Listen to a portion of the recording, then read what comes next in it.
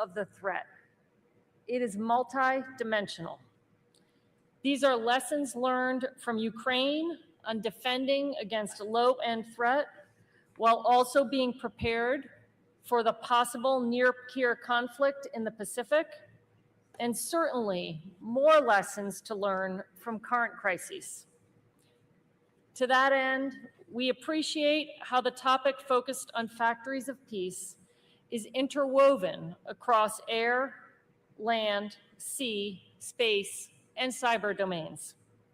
Those who would seek to threaten peace, diminish mutual prosperity, and challenge territorial integrity will continue to do so across all these domains. We must be prepared to meet the moment. By committing to work together, whether it is through increased interoperability and information sharing or supply chain diversification, we can deliver advanced capabilities faster, strengthen our respective security postures in theater, and synchronize activities across domains. All of these actions will improve our trust. We have opportunities to leverage our individual strengths, removing barriers like export controls that have restricted our ability to share technology and drive innovation across borders. We can expand efforts such as Quad and AUKUS to encourage information and technology sharing. As the leading defense technology company across all domains, we are intently focused at Lockheed Martin on three key areas: delivering at scale, innovating with speed, and investing in performance. One example is with Golden Dome, the United States definitive air and missile defense solution.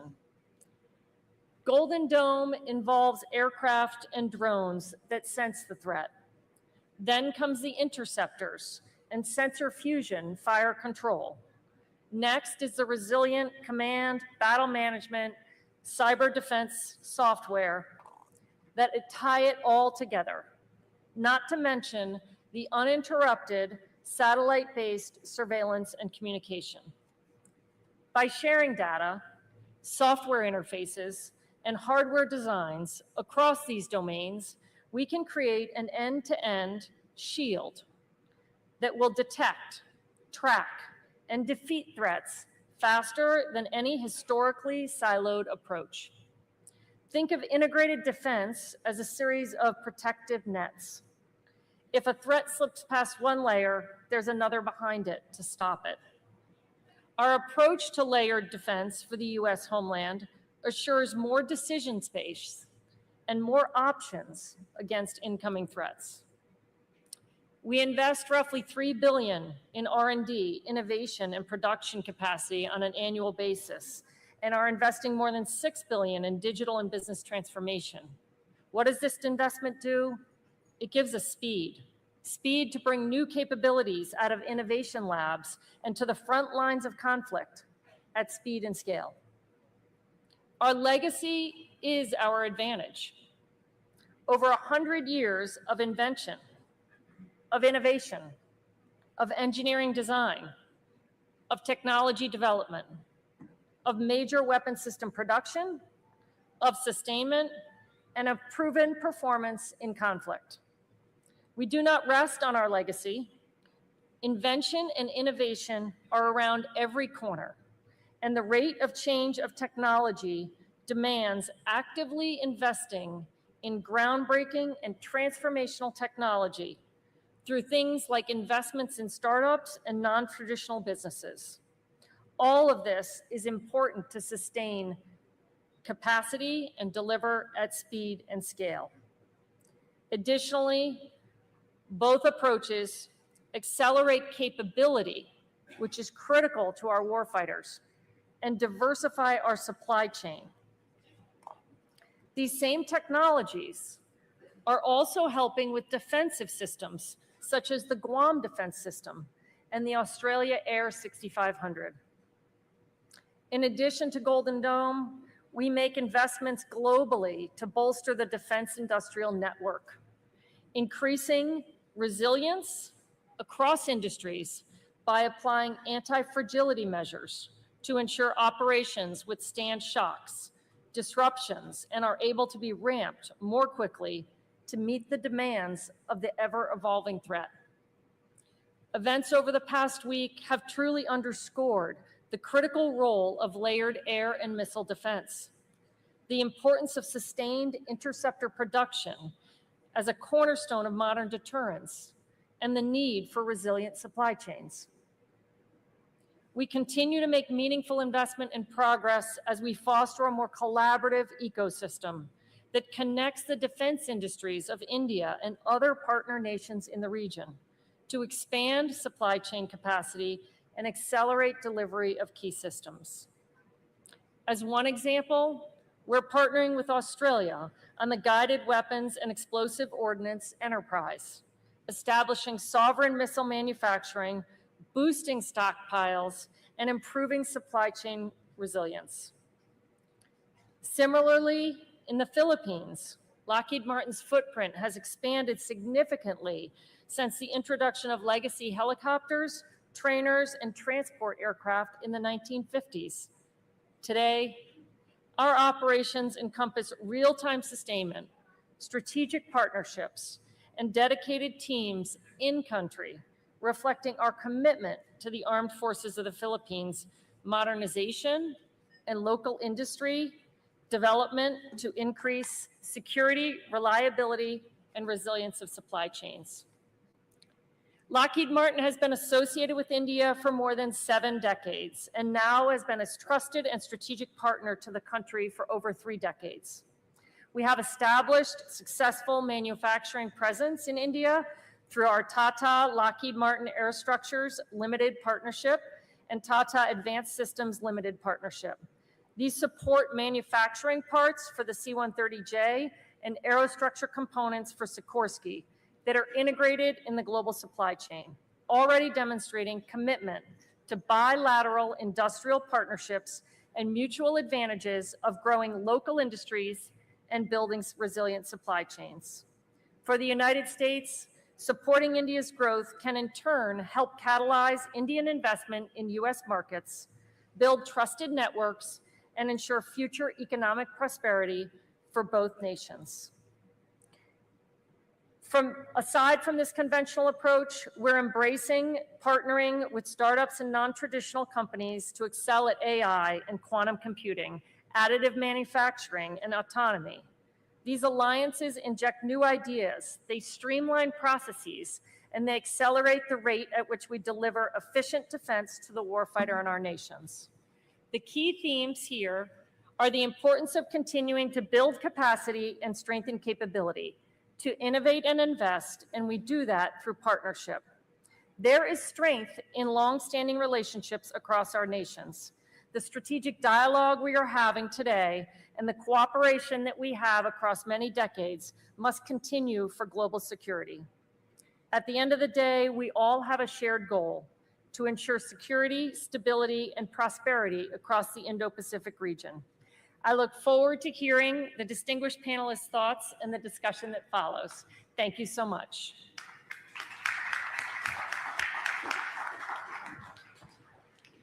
Hello and welcome to the following panel discussion, which stands between you and lunch. So I hope that you bear with us and that we are so interesting that you forget your hunger. My name is Jana Polirin, and it's a pleasure to moderate today's conversation on Forges of Peace, Ordnance Factories for the Liberal Order. Actually, I have to admit that I was struggling a bit with the title of this panel because I thought the Liberal International Order was kind of a thing of the past, looking at how the Trump administration had positioned itself, calling it basically obsolete and against US interests, looking at Mark Carney's speech at the Davos conference, and also looking at the German chancellor, the country I come from, who basically declared the liberal order over. So maybe I would suggest to concentrate on defense industrial cooperation between the US, Europe, and other partners, especially in Asia and in the Indo-Pacific. The challenge at hand is quite obvious. Russia's war against Ukraine has shown, especially the West, that our defense industrial base has significant flaws. Russia is a $2 trillion economy. It has outpaced NATO in some areas with its combined GDP of $50 trillion when it comes to drones, when it comes to ammunition, when it comes to tanks, and all this despite heavy sanctions, although with a little help from Russia's friends, China, Iran, and North Korea, but still. And I think the situation has just become more tense and more difficult to handle because of the Iran war that is taking up a lot of US resources, especially when it comes to interceptors or ammunition, resources that the Europeans have been hoping to buy from the United States to support Ukraine. So all of this reveals a structural weakness in the Western defense industrial base.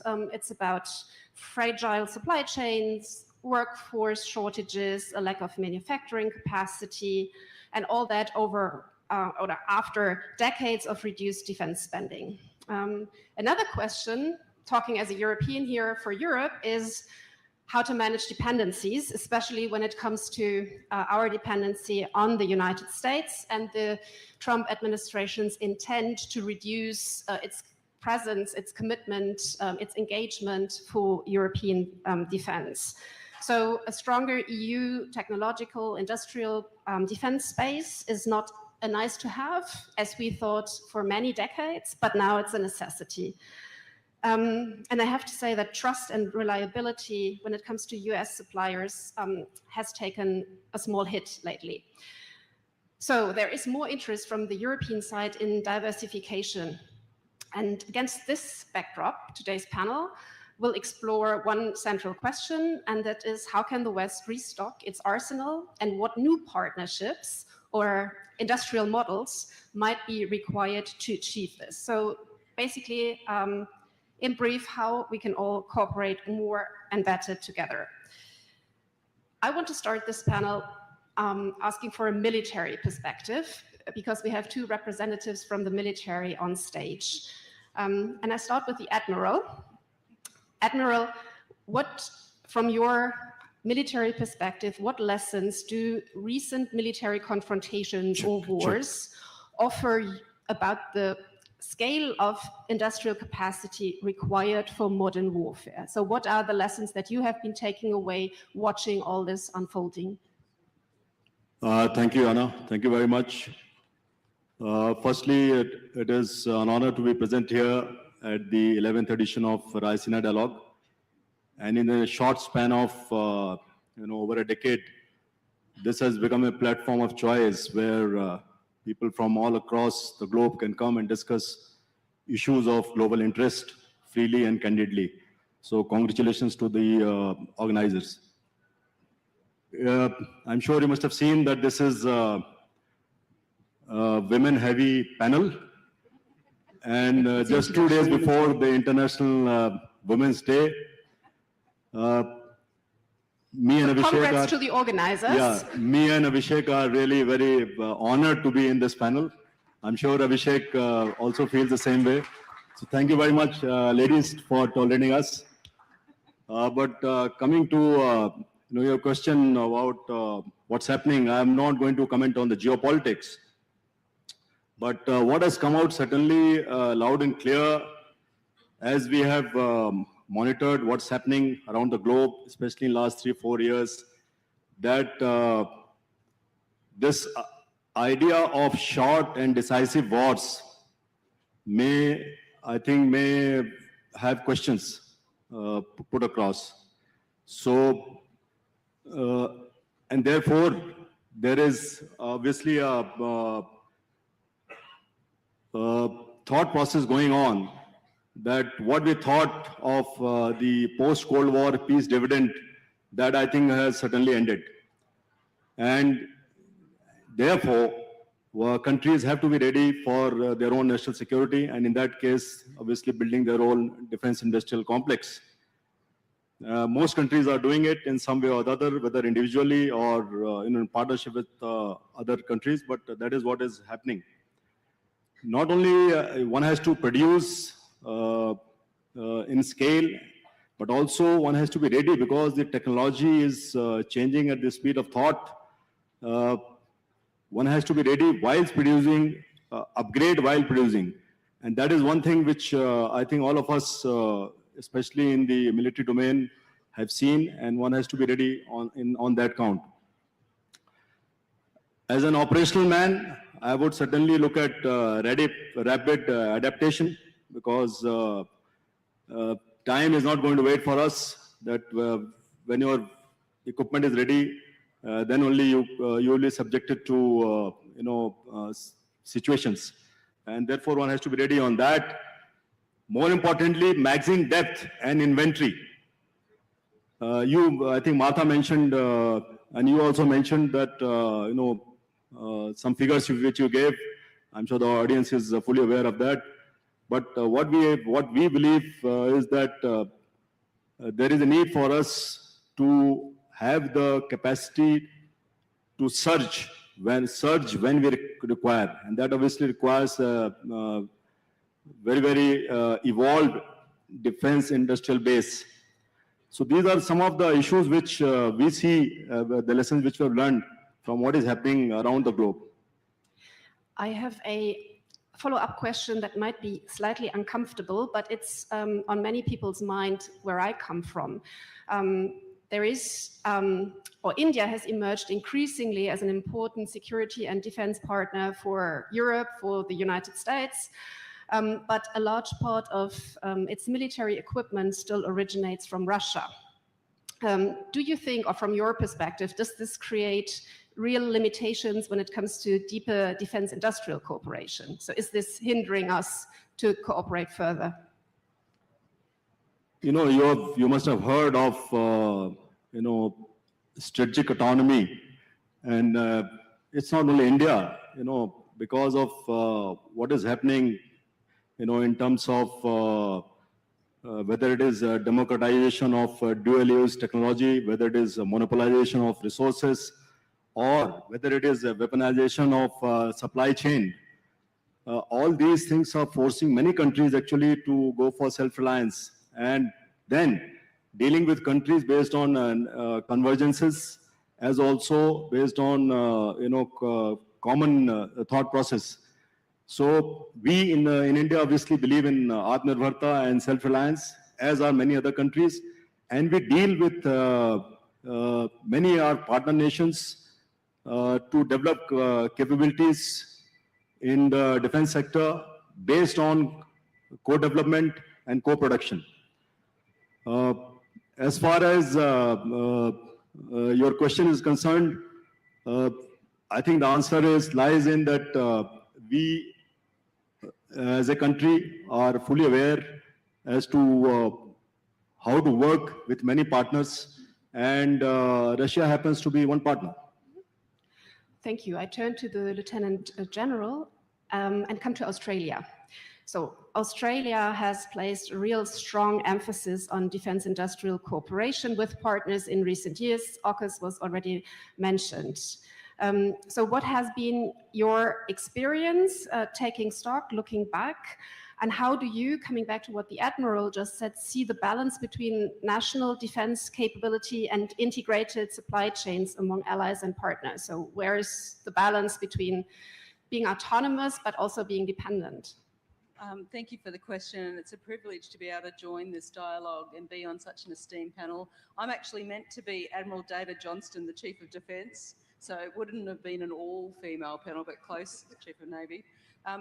I think from an Australian perspective, just as our alliance and partnerships run deep and have been in existence for many decades and over a century in some cases, so too is our integration and relationship with industry.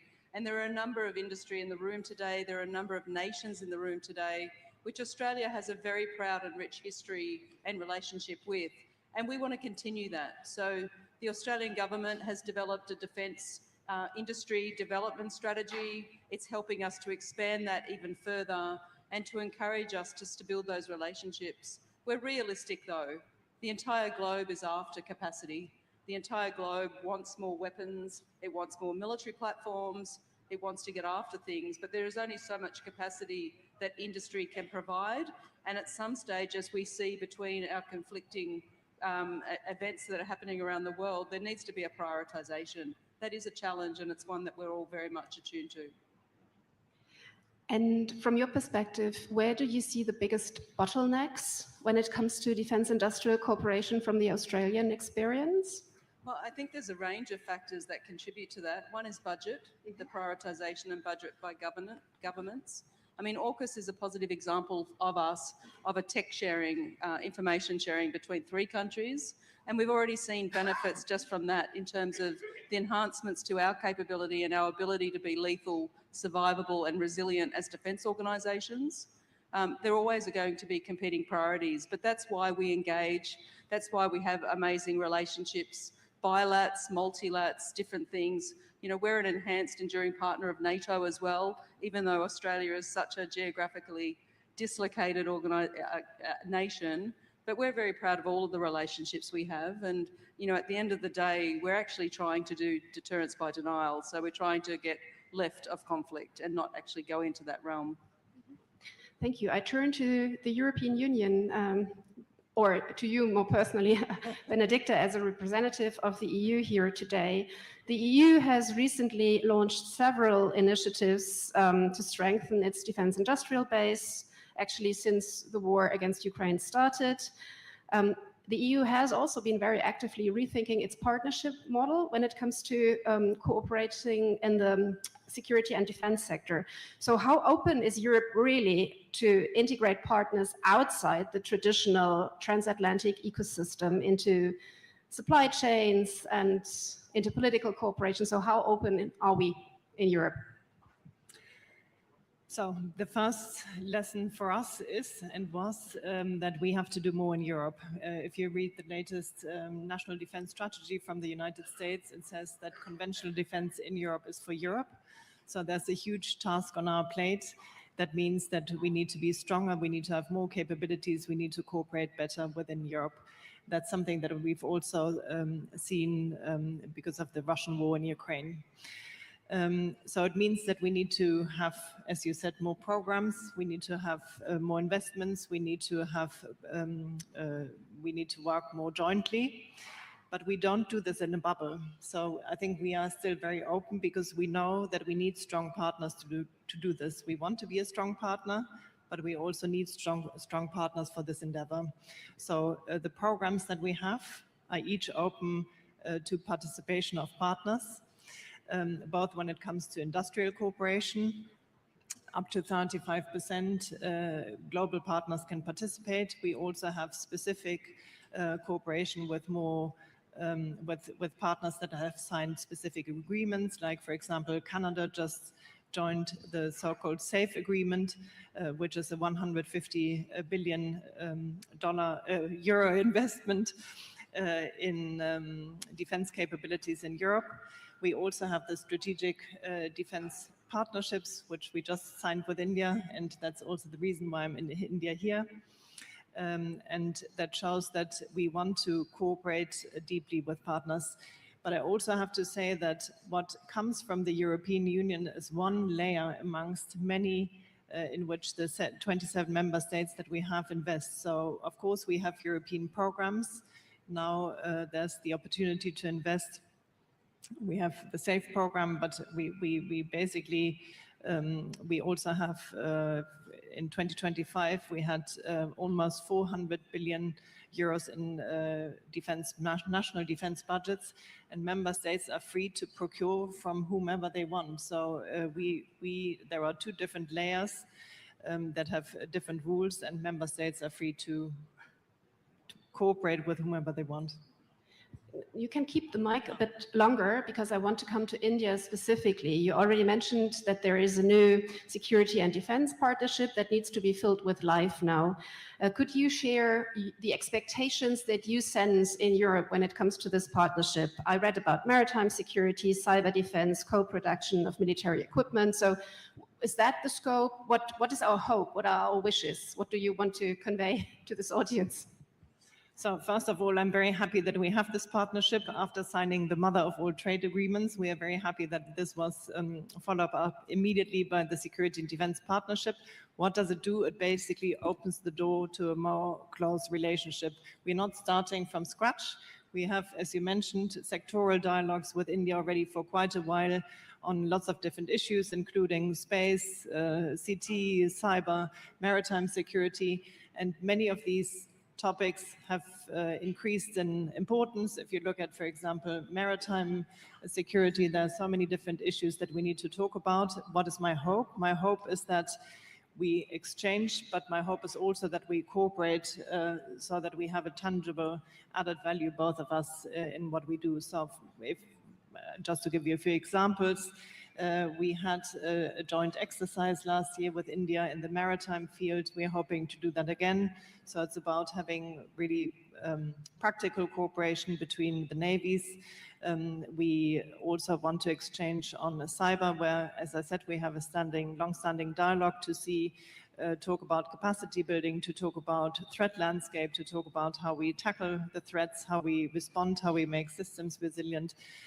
If you look at space is, of course, a hugely important domain, and that's also about understanding what is going on in space and how do we ensure also on the multilateral level, where India is a very important actor, how can we ensure that we have responsible state behavior?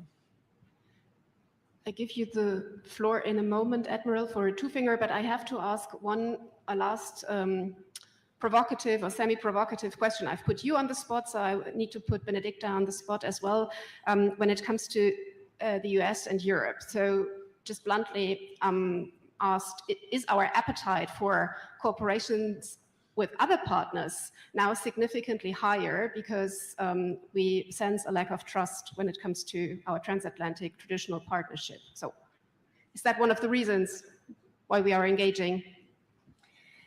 I think we took different lessons from the development in the recent years and year. The first one is that we need to be more independent ourselves. The President of the Commission talks about Europe's independence moment.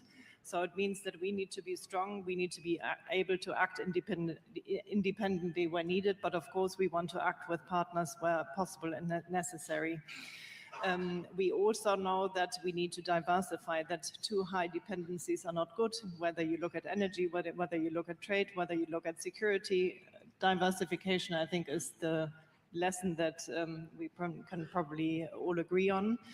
And of course, I mean, we have a very close transatlantic partnership, and this will remain. We have NATO, and the EU is doing a lot to support the EU members that are also NATO allies. But we also know that we need to cooperate with partners globally. I mean, I think, Susan, you said you are so far, geographically, you are so far removed from the NATO transatlantic area, but I think in the end, geography often doesn't matter, because the threats that we face, they don't stop at borders. So I think what is happening in Europe directly affects countries across the globe and vice versa. So we also know that we need to build our partnerships, and I'm very happy that I mean, we signed the Security and Defense Partnership with India, but also with the Republic of Korea. We will sign it with Australia. So for me, the area to which I travel most is the Indo-Pacific, and it's hugely important that we forge close partnerships there. Okay, so de-risking or diversification, to put it in more gentle terms, is something that unites us all. Admiral, you had a two-finger. I asked you to keep it short because not everybody has spoken yet. No, I just wanted to jump in with, I just wanted to compliment that this thing was signed on 27th of Jan. And what I can tell is that what we can offer India is that, of course, there's scale and market. There is a huge STEM pool. You know, we have got the second largest STEM graduates in the world. Arguably, we have the largest software pool talent. Then we of course, cost is another factor in development and in production. So we offer a large number of advantages if you co-produce and co-develop and co-produce and build in India.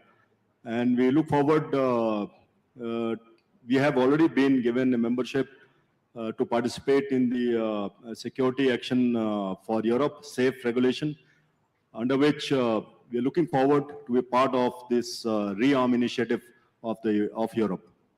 You built a perfect bridge for me to turn to Abhishek and to turn to the perspective of the industry. So you represent Rolls-Royce here, and in the broader region. So from your perspective, how is all that going?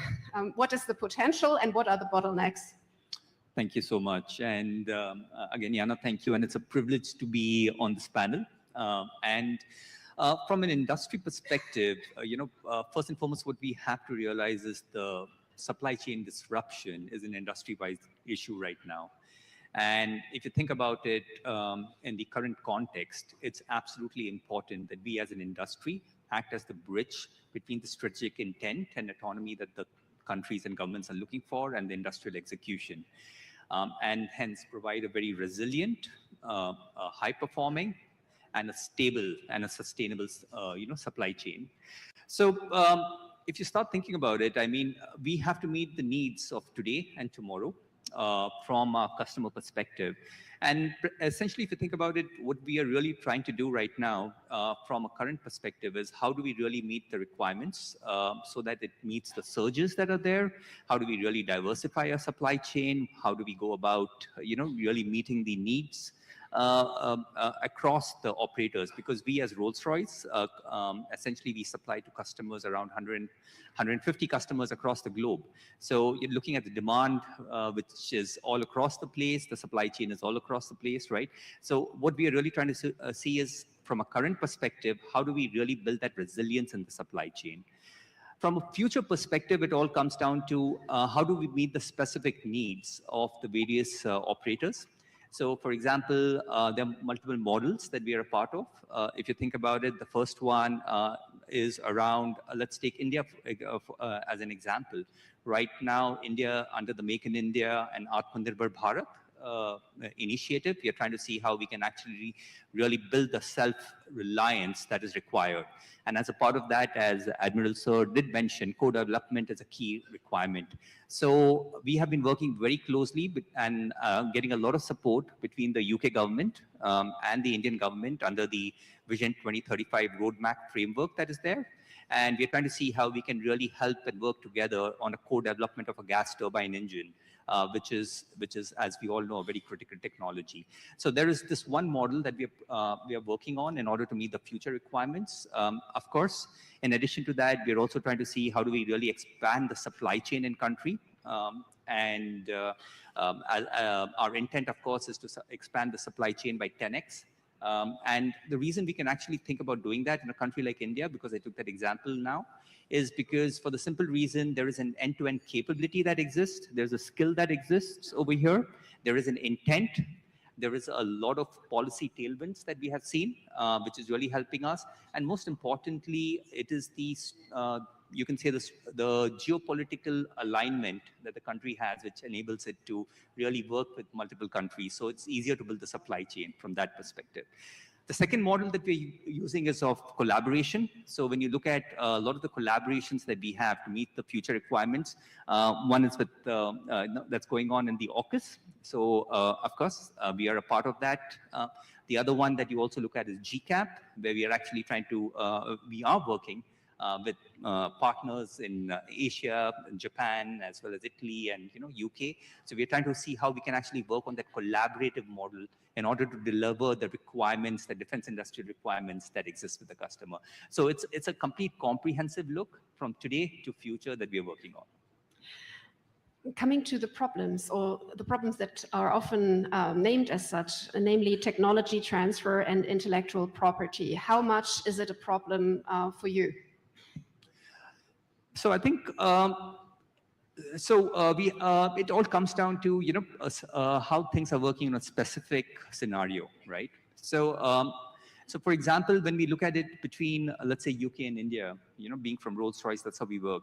We have seen, again, as I mentioned, under the, the frameworks that have existed, that getting the requirements to actually transfer technology is much higher. whether it's about design technology or manufacturing technology, there's a huge willingness, under the, for the export approvals to be provided. But I think there are different models that we are pursuing in addition to just transfer of technology. What we, as an company and industry, have realized that transfer of technology, transfer of IP is good. It's nice to actually build a base. But it comes with its own limitations. So the way we have started kind of evolving and looking at this is, how do we actually co-create technology in a country? Because, so for example, we are trying to work on models where you're talking about co-creation of IP. And what that really does is that, of course, the IP ownership lies in country. For example, it will, let's say, if you're doing a program in India, which we're trying to do for combat, if successful and we move forward, the IP will lie in India. And that really actually provides the complete know-how and the know-why to reside in country. Because IP, to buy IP is a way of looking at it, but actually if you really want to absorb it, imbibe it, the way is to co-create it in country. So I think there is an element, as I mentioned, Yana, in terms of you can actually transfer technology, and we're getting a lot of support right now. But in addition to that, we're also trying to get into models of co-creation, I think, which is the future. Thank you. I turn to G now and South Korea. But afterwards, I would also open it up to all of you. So prepare your questions and think about keeping them short and precise. But G, I wanted to ask you, South Korea has become one of the most dynamic defense industrial export markets in recent years. It has also great cooperation with many European countries. When I look at Poland, many Germans are envious of the close cooperation between Poland and South Korea when it comes to tanks. So what is the South Korean success story, or what can we learn? Thank you very much first, and it is my honor and privilege to be in this discussion. I think that South Korea is growing and rising as one of the stakeholders in the global defense market.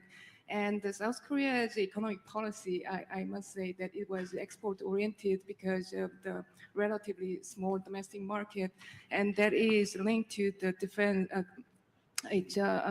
industrial strategy as well. That's why how South Korea became a partner to all the countries in this panel as well. And actually what South Korea guarantees and try to guarantee is that the rapid delivery and the efficient pricing policy. So cost is not the only major factor in making the partnership for the arms trade and also for the global supply chain, but competitive pricing policy in combination with the rapid delivery is really important.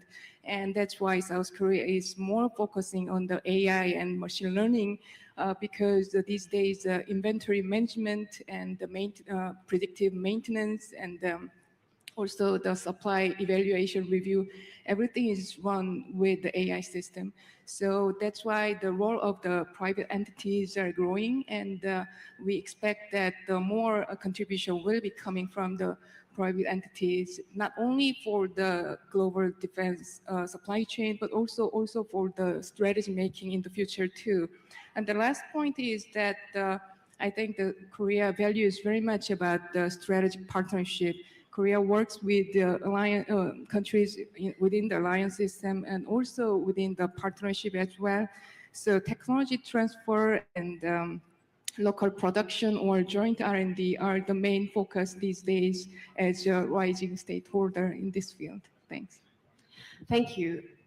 So I have one exercise for you before I give the floor to the speakers that I've already lined up, or the audience. And it's really kind of a 30 seconds answer that I want you to provide. So if you could implement one policy decision in the next 5 years to solve or to advance our joint topic here, to make progress, what would that be? Any volunteers?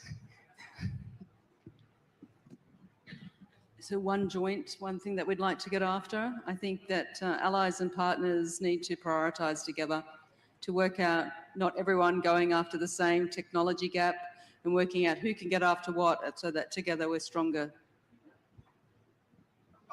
I think strengthening of structured partnerships, I think, is a way to go forward, because there will always be a core dilemma about cooperation and sharing of technology, including the IP. And if we have to work together, we have to work under trust.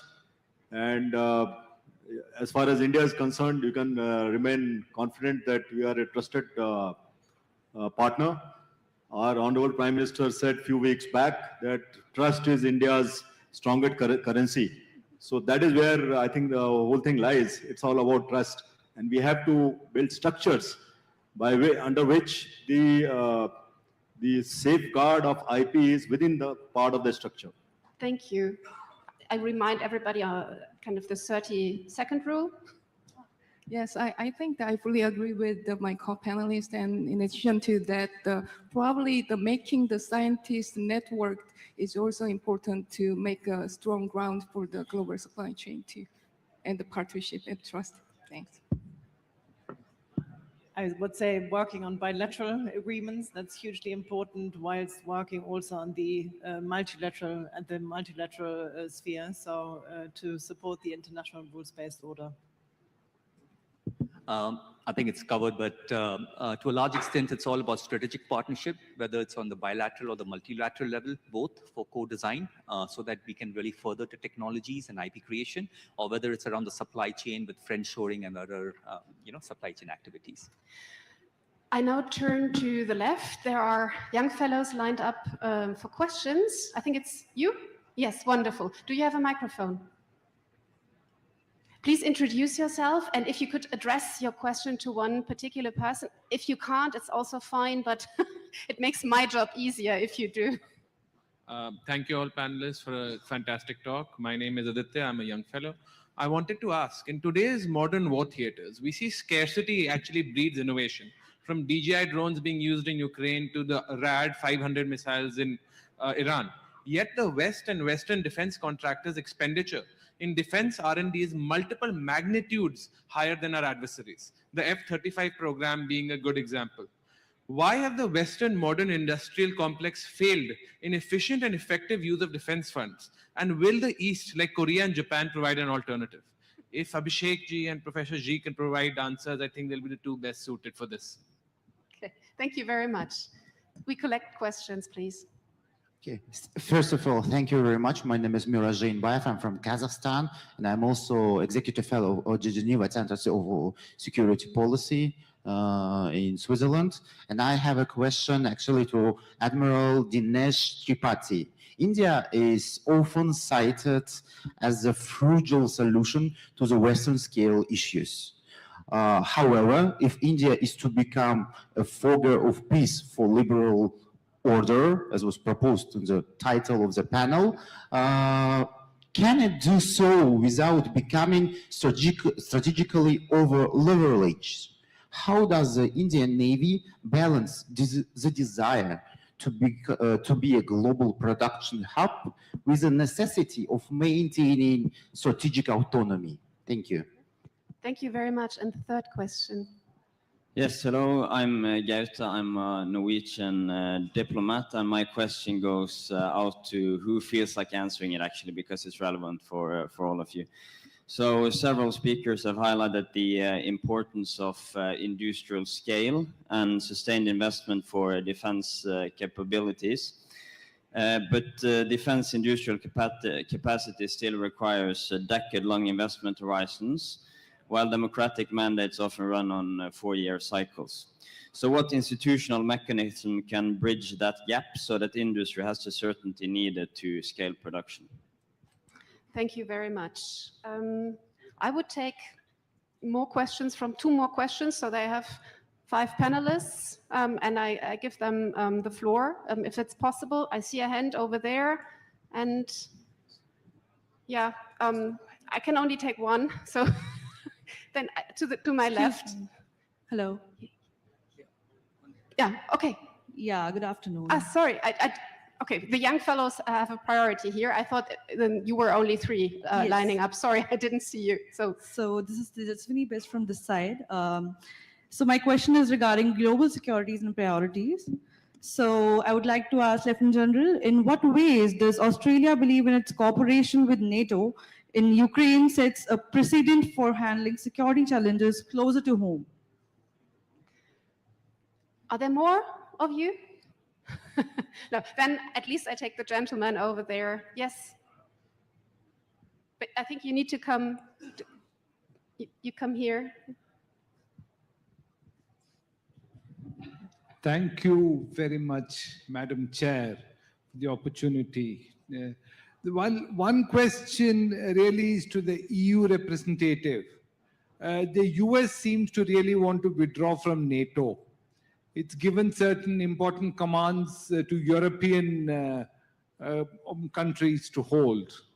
So is there really a future for NATO, and the US really has not put boots on the ground or wanted to actively support Ukraine?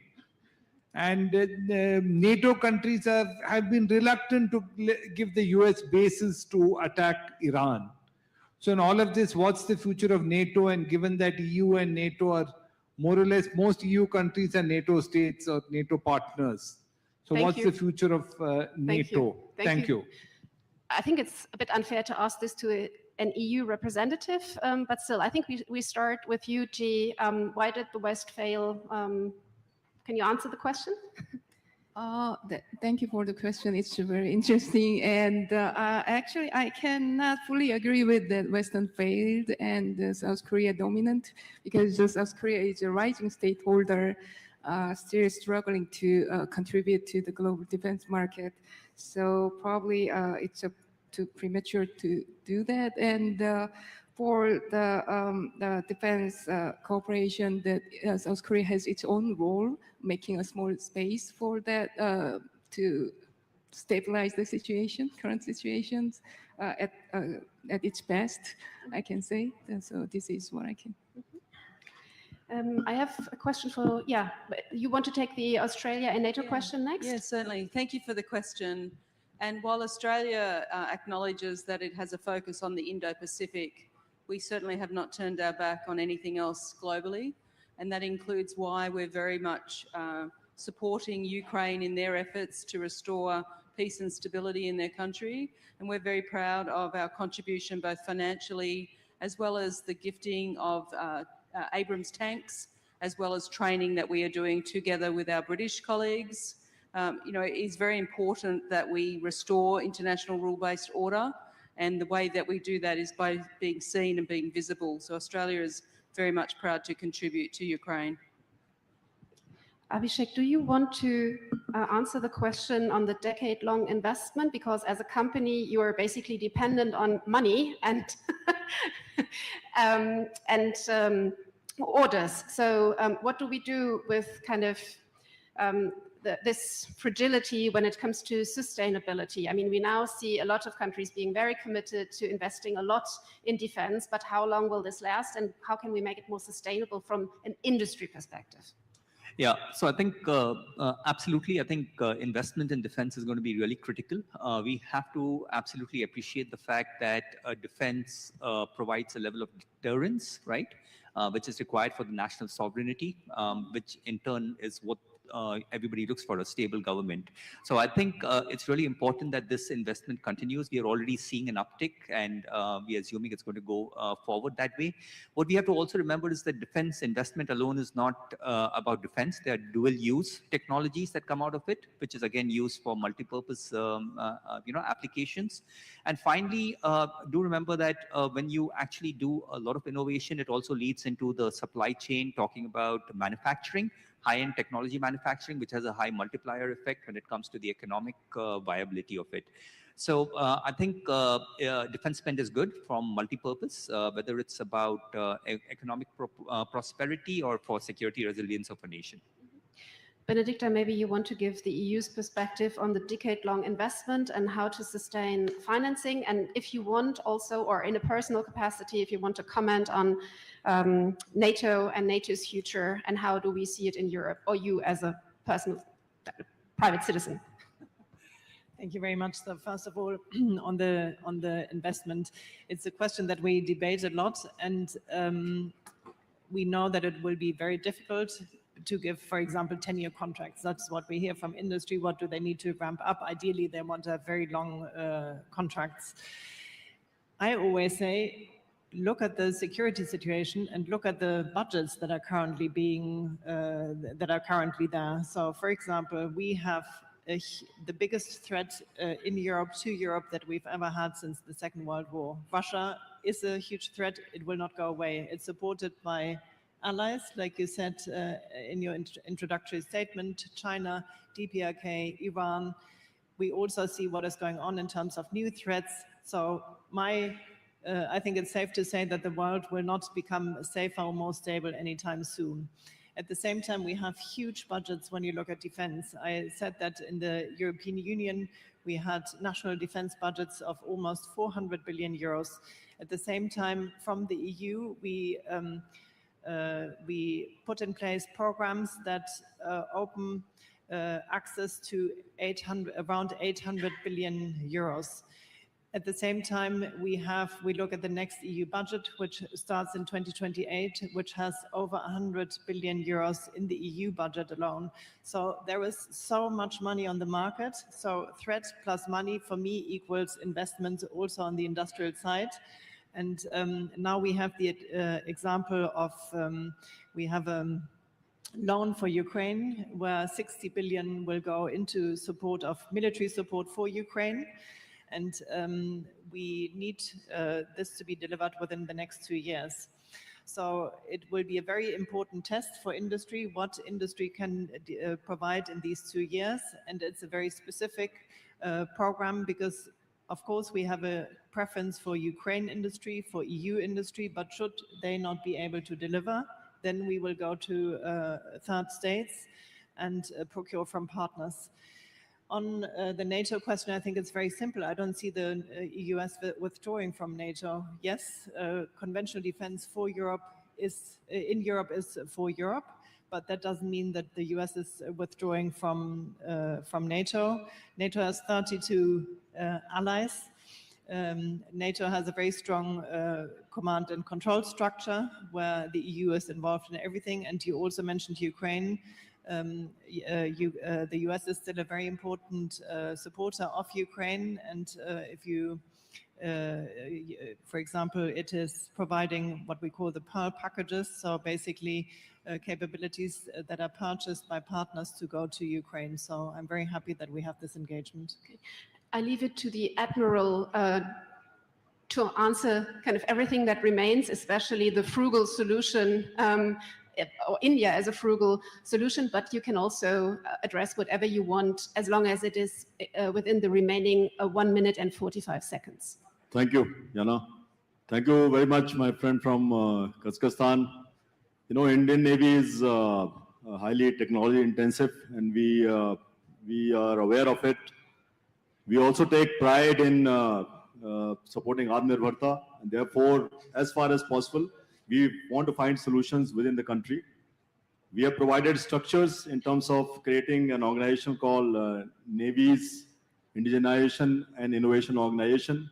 Thereafter, we have provided platform in terms of the Swavalamban, which I'm sure many of you would have taken part. We just had the 4th edition last year, wherein anybody in India, any technology they have got, they want to demonstrate, they can come and showcase that. And there are large number of, success stories out of that.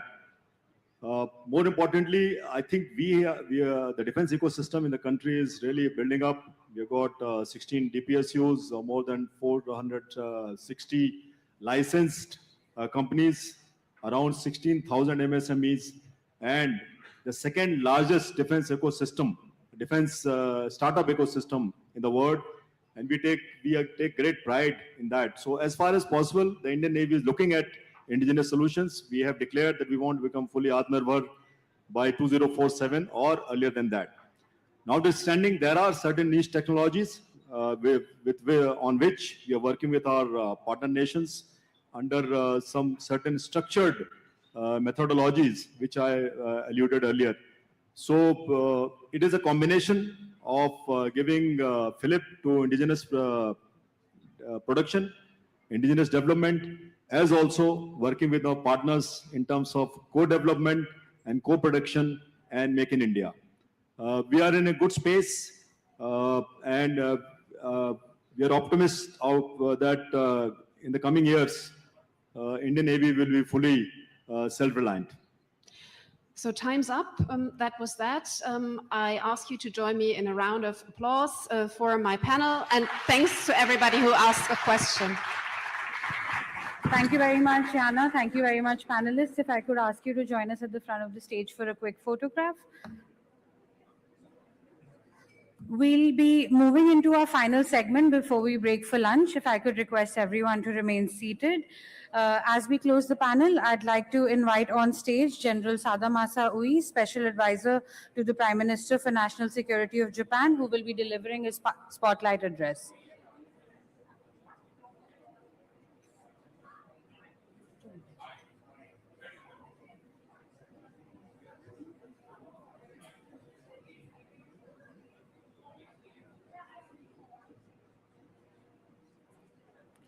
Thank you very much, panelists. Please join me in welcoming General Sadamasa Ui to the stage for his spotlight address.